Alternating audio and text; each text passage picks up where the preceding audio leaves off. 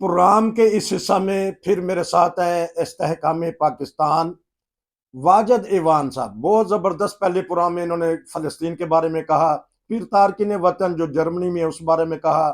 अब मैं बात उनसे करूंगा पाकिस्तान में तारकिन वतन हैं और उनको निकाला जा रहा है, और पाकिस्तान की मजमूई सियासी सूरत हाल और महंगाई और इनका जो अदारा वहाँ लोगों की, गरीब लोगों की मदद कर रहा है, मैं देखता हूँ तो आंसू आ जाते हैं कि बाज़ दफ़ा ऐसे नादार और जो फालत ज़दा हैं, बेवाएँ हैं, गरीबों की ये मदद करते हैं। तो इनकी जो पार्टी है, इनका अदारा है, मिल के करते हैं, ये किसी कोई हुकूमत इनको मदद नहीं देती। ये मुझे पता है कि ये खुद ही दोस्त मिल जाते हैं, फिर वो दुखी इंसान की खिदमत करते हैं। जी अस्सलाम वालेकुम। वालेकुम अस्सलाम। पाकिस्तान की बात करूंगा, बड़ी महंगाई है, बेरोजगारी है, सियासी पार्टियां आपस में गुत्थम गुत्था हैं। इस्तेहकाम पाकिस्तान पार्टी वहाँ एक बन चुकी है, वो बड़े बड़े जलसे भी कर रही है।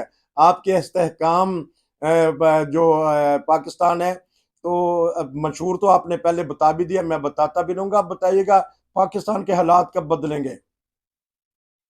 पाकिस्तान के हालात उस वक्त बदलेंगे जब ये हक को पहचान लेंगे कि हक पाकिस्तान का एक कौम है। अच्छा और पार्लियामेंट में ये एक कौमी प्लेटफॉर्म को मंजूर करवाए, ठीक। जिसमें एक ग्रैंड नेशनल कौमी प्लेटफॉर्म हो, जिसमें हर पाकिस्तान के शहरी को आईनी और कानूनी तौर पर कौमी दर्जा दिया जाए ठीक और उस पर कानून साजी की जाए कि कोई हमारी कौम में नफरत दहशत न फैलाए। ठीक। और दूसरा, इस कौम में से जो पढ़े लिखे लोग हैं उनको मेरिट पे नौकरियां दे। इसको भी पार्लियामेंट में वेरीफाई करे कि ठीक। जो भी पाकिस्तानी कामयाब हो वो अपने वतन की खिदमत कर सकता है, उसमें कोई बंदिश नहीं है। तीसरा, इसका जो हल है यही है कि पाकिस्तान के तमाम शहरियों को हुकूक में बराबरी दी जाए और इसका तहफ़्फ़ुज़ किया जाए और एक खुद ही उनको दी जाए कि हाँ मैं पाकिस्तानी हूँ।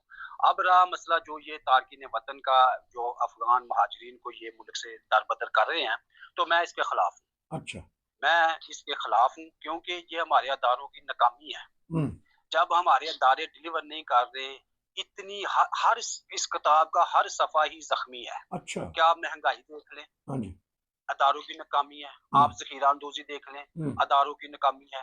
आप करप्शन के बाजार गर्म है। आप बिजली के बिल देख लें, गैस की तरफ देख लें, रेलवे का निज़ाम देख लें, PIA का निज़ाम देख लें, नेशनल शिपिंग कॉरपोरेशन का निज़ाम देख लें।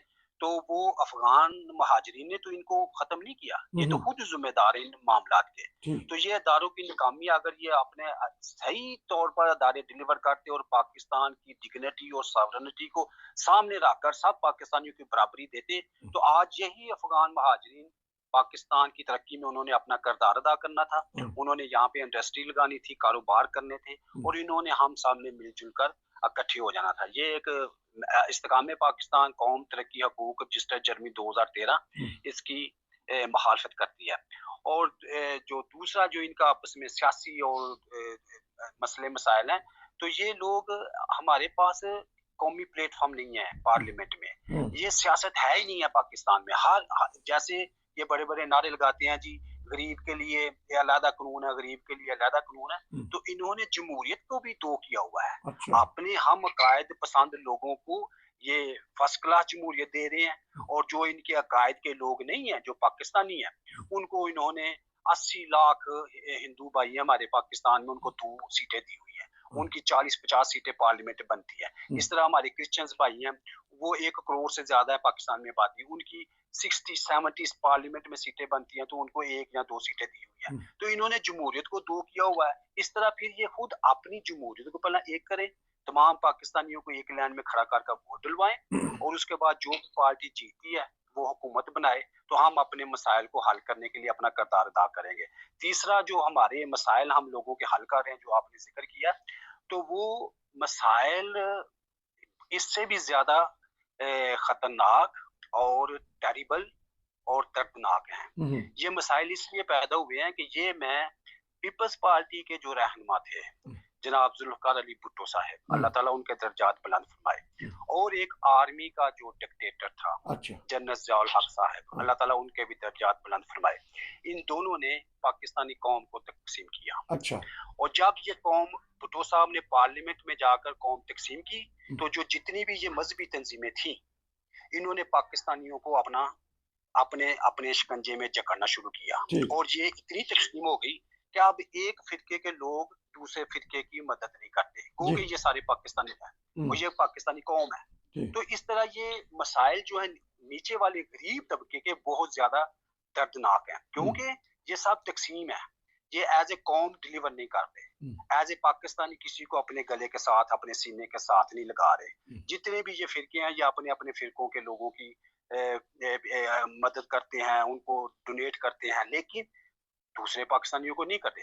تو استحکام پاکستان کا جو منشور ہے قوم، ہم نے قومیت کی بنا پر ڈیلیور کرنا شروع کیا ہے۔ ہمارے پاس جو بھی آیا ہے پاکستان کے لوگ، اس میں کرسچنز بھی آئے ہیں، اس میں اہل سنت بھی آئے ہیں، اس میں تمام مذہب کے لوگ بھی ہیں، ہم نے ان کو سب کو یکساں ڈیلیور کیا ہے کہ آپ لوگ ایک قوم ہو، آپ لوگ پاکستانی ہو، آپ لوگوں کے مسائل ہمارے مسئلے ہیں۔ ہم جب قوم بنیں گے، جب ہم، میری دعا ہے کہ یہ پاکستان میں ایک قومی پلیٹ فارم بنے تو ہم اکٹھے ہوں، اکٹھے ہو کر تو ہم یہ جو ہمارے غریب بہن بھائیوں کے مسائل ہیں ان کو حل کریں۔ اچھا، ٹھیک ہے، میں ایک سوال کر لوں تو کیونکہ ہمارے پاس وقت تھوڑا ہوتا ہے، تو آپ کہتے ہیں اکٹھے ہوں، تو یہ 13 پارٹیاں اکٹھی تو ہوئی تھی آپس میں، آج کل گتم گتا ہے، تو وہ اس مسئلے نہیں سر نہیں، یہ اکٹھی نہیں ہے، اچھا یہ پارلیمنٹ میں تفریق ہے اوپر۔ اچھا یہ ایک اکثریتی مذہبی لوگوں کا ٹولہ کہہ لیں جو پاکستان میں ہے، یہ ان کی تنظیمیں ہیں۔ اچھا آپ ان میں بتائیں کہ 3 کروڑ تو پاکستانی ہے جو سیاست میں ہے ہی نہیں ہے، اچھا تو یہ سیاست اور جمہوریت کو بھی انہوں نے اپنے شکنجے میں رکھا ہوا ہے۔ سیاست جمہوریت کا مطلب ہے آل دی پاکستانی پیپل ایک لائن میں کھڑے ہو کر ووٹ ڈالیں، ٹھیک ہے، اس پہ کوئی تفریق نہ ہو۔ لیکن جب آپ تفریق کر رہے ہیں، آپ کی داخل پالیسی بھی ختم ہو رہی ہے کہ میں یا آپ نے کبھی ووٹ ڈالا پاکستان میں؟ نہیں ڈالا۔ کیوں نہیں ڈالا؟ آپ پاکستانی ہیں، کیونکہ آپ پہ قوانین ہیں۔ اس طرح میرا مطلب ہے جو پاکستان میں لوگ تقسیم ہے ان کے اوپر قوانین ہے، تو یہ جو تفریق ہے اس سے ہماری انڈسٹری تباہ ہو گئی ہے، اس سے ہماری داخلہ پالیسی تباہ ہو گئی ہے، اس سے ہماری خارجہ پالیسی ختم ہو گئی ہے۔ میری دعا ہے کہ تمام پاکستان کے لوگ پہلے اکٹھے ہوں، اتحاد میں برکت ہے، اور مل کر اپنے مسائل جو ہمارے غریبوں کے ان کو حل کریں، اور جو ہم میں سے پڑھا لکھا ہے اس کو میرٹ پہ نوکریاں دیں تاکہ وہ اپنے وطن کی خدمت کرے، اور تمام شہریوں کو حقوق میں برابری دیں تاکہ ہم مل کر انڈسٹری لگائیں اور پاکستانیوں میں کام کریں۔ اب یہ جو بات ہے یہ پاکستان کے مفاد کے لیے ہے، لیکن یہ بات کرنے والے بھی وہ پاکستان میں ایک دشمن کی طرح ان کو نظر آتے ہیں۔ اب ہم جائیں کس طرف؟ اچھا، ایک 1.5 منٹ رہ گیا، عمران خان کی سیاست کا کیا دیکھتے ہیں؟ صرف 1 منٹ رہ گیا ہے، دریا کوزے میں عمران بند خان کر دیں۔ صاحب کی سیاست دیکھیں جی، عمران خان صاحب سے پہلے بھٹو صاحب تھے، وہ بھی ایک بڑے لیڈر تھے۔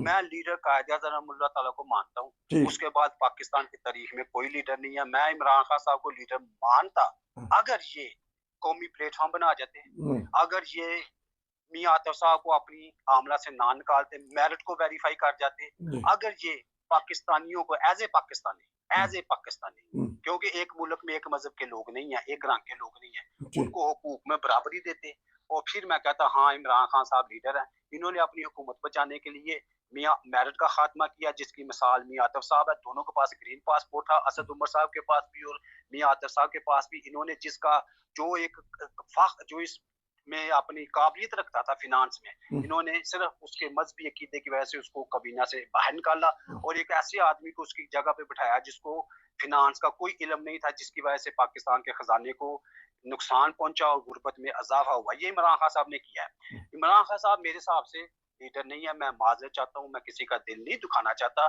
میری ایک اپنی سوچ ہے۔ لیڈر وہ جو پاکستانیوں کو قومی پلیٹ فارم دے، لیڈر وہ جو پاکستانیوں کو میرٹ دے، لیڈر وہ جو پاکستانیوں کو حقوق میں برابری دے۔ آپ کا بہت شکریہ۔ ناظرین، یہ تھے ہمارے واجد ایوان صاحب، بہت ہی زبردست بولتے ہیں، ان کے پاس بہت سارا علم ہے، لیکن ہماری مجبوری ہوتی ہے ٹائم کی کہ ٹائم تھوڑا 10 منٹ کے اندر اندر ہم نے پروگرام ختم کرنا ہوتا ہے، تو ان سے رابطہ رہے گا تو میں ان کی باتیں پہنچاؤں گا۔ جو ان کی تنظیم خدمت کر رہی ہے ناظرین، یہ خود ہی دوست مل کے تو دکھی انسانیت کی خدمت کرتے ہیں۔ انہوں نے کچھ بتا بھی دیا، کچھ ہم نے پہلے بھی بتایا۔ ہمیں جوائن کر لیں، ہمیں ٹک ٹاک پہ جوائن کر لیں، ہمیں یوٹیوب چینل پہ جوائن کر لیں، کیونکہ نمبر بعض دفعہ دوست مانگ رہے ہیں، تو ہم کوشش کریں گے یوٹیوب چینل پہ تو اپنا نمبر دے سکیں۔ ٹک ٹاک پہ ہم ٹیلی فون نمبر نہیں دے سکتے، معذرت خواہ ہیں، لیکن ہم یوٹیوب چینل پہ دیں گے۔ آپ کا بہت شکریہ، میں یقیناً آپ سے رابطہ رکھوں گا اور آپ سے رہنمائی لیتا رہوں گا۔ شکریہ جی، السلام علیکم۔ آپ کا شکریہ، چینل سبسکرائب کرنے، پھر ملیں گے۔